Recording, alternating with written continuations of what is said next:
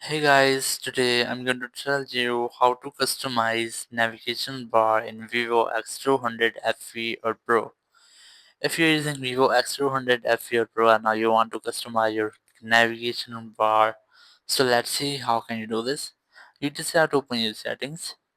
In settings, just scroll down and look for system management, open it, and here system navigation, just tap on it, and here you can easily customize your navigation bar. Here's the style of navigation bar and here's the order of navigation bar. You can easily select which one you want.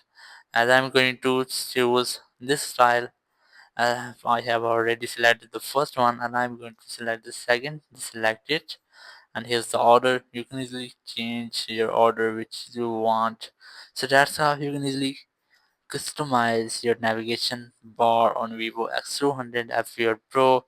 Thank you very much for watching the video. Until next video, bye bye.